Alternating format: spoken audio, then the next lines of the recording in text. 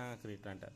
రైతులు తమ పంటల్ని పండించినప్పుడు తూర్పారబడతారు అని అంటే ఒక హై ఎత్తు నుంచి ఈ, ఆ, ఆ, వాటిని విసురుతూ ఉంటే ఆ, ఏంటిది లైట్ వెయిట్ ఉన్నాయి అనేటివి బయటికి వెళ్ళిపోతూ ఉంటాయి, హెవీ వెయిట్ ఉన్నాయి అనేటివి కిందికి వస్తూ ఉంటాయి. వీటిని తూర్పారబట్టడం అని అంటారు.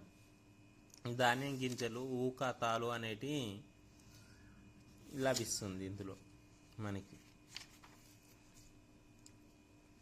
జోర్డాన్ దేశంలో ఉన్న మృత సముద్రంలో నీటి మీద మనం సులభంగా నడవచ్చండి. మనం తూర్పారబట్టడం అంటే ఇక్కడ ఇచ్చిన ఫోటో గిట్లా పైనుంచి వేస్తారండి, మిగతాదంతా దుమ్ము అనేది కొట్టుకొని వెళ్ళిపోతుంది, మిగతాది కిందికి వస్తుంది. తర్వాత రైతులు జల్లెడను ఉపయోగించి పెద్ద ధాన్యం నుంచి చిన్న ధాన్యాన్ని వేరు చేస్తారు. తక్కువ సంఖ్యలో మొక్కలకు తెగుళ్ళు సోకినప్పుడు చేత్తో ఏరివేసి పడేయడం అనేది ఒక మంచి పద్ధతి అండి. వడపోత కాగితం అనేది కూడా ఒక జల్లెడ లాంటిది. తర్వాత వచ్చేసి మనకి భూమిలో ఉండే ఇసుక రాతి పొరల గుండా నీరు భూమిలోకి ఇంకేటప్పుడు అవి నీటిని శుద్ధి చేస్తాయి. రాజస్థాన్లోని సాంబార్ సరస్సు మన దేశంలో ఉన్న అతిపెద్ద ఉప్పు నీటి సరస్సు. రాజస్థాన్లోని సాంబార్ సరస్సు ఉప్పు నీటిలో ఉన్న అతిపెద్ద సరస్సు. ఏదైనా పదార్థం నేరుగా ఘన రూపం నుంచి వాయు రూపంలోకి మారడాన్ని ఉత్పతనం అంటారు. ఇది వచ్చేసి మనకి ఒక ఒక రంగులోకి ఒక వస్తువు కానీ ఒక రంగులు కనిపించినప్పుడు వాటిలో వివిధ రకాల రంగులు ఉంటాయి. చూసుకున్నట్లయితే ఆ వివిధ రకాల రంగుల్ని వేరు చేసే పద్ధతిని క్రోమటోగ్రఫీ అంటారు. ఘనస్థితిలో ఉన్న కార్బన్ డైఆక్సైడ్ను డ్రై ఐస్ అంటారు.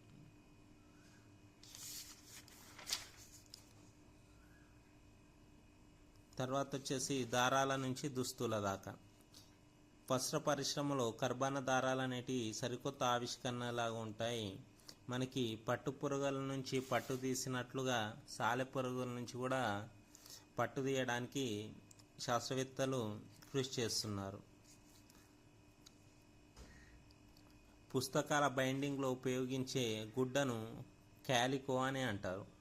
పుస్తకాల బైండింగ్లో ఉపయోగించే గుడ్డను ఏమంటారు అంటే క్యాలికో అని అంటారు. దారాలు అనేటివి రెండు రకాలు ఉంటాయి, ఒకటి సహజ దారాలు, రెండు కృత్రిమ దారాలు. సహజ దారాలు అని అంటే జంతువుల నుంచి తయారయ్యే దారాల్ని, ఉన్ని, పట్టు లాంటి దారాల్ని సహజ దారాలు అని అంటారు. అలా కాకుండా పాలిస్టర్, టెర్లిన్, నైలాన్, అక్రెలిక్ మొదలైన వాటిని కృత్రిమ దారాలు అంటారు. ప్రపంచంలో ఎక్కువగా ఉపయోగించే ఉన్ని ఏంటిదనంటే గొర్రెల ఉన్నిని ఉపయోగిస్తారండి.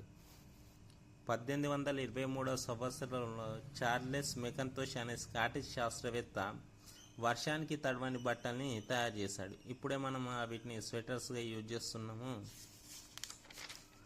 తర్వాత వచ్చేసి మనకి ఈ నూలు వడకడం అని ఉంటుంది, స్పిన్నింగ్.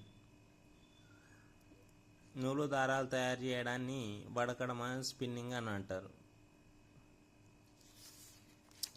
వార్డ్ సీమన్ అనే శాస్త్రవేత్త ఫ్లెక్సీల తయారీలో ఉపయోగించే పాలివినైల్ క్లోరైడ్ను కనుగొన్నాడు. సిమన్ అనే శాస్త్రవేత్త పీవీసీని కనుగొన్నాడు. తర్వాత వచ్చేసి మియాషి మొకమట అనే శాస్త్రవేత్త 1970లో మొట్టమొదటి సూక్ష్మదారం మైక్రోఫైబర్ని కనుగొన్నాడు. పత్తిలాగే జనపనార కూడా మనకి ఉపయోగపడుతుంది. దీన్నే బంగారు దారం అని కూడా పిలుస్తారు.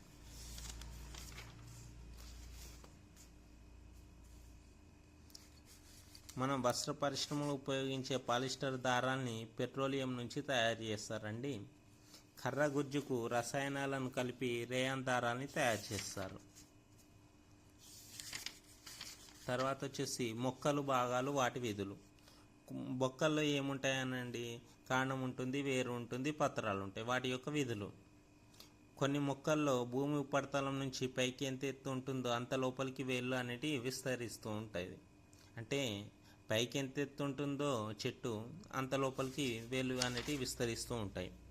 తర్వాత వచ్చేసి బనానా ఆయిల్ని పెట్రోలియం తయారీకి పెట్రోలియం నుంచి తయారు చేస్తారు.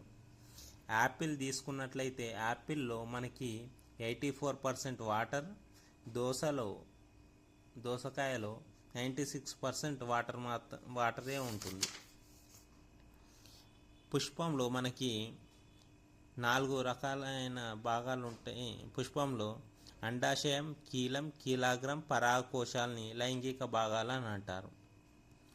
పుష్పాలు రంగుల్ని కలిగి ఉండి పరాగ సంపర్కం కోసం కీటకాల్ని ఆకర్షిస్తాయండి.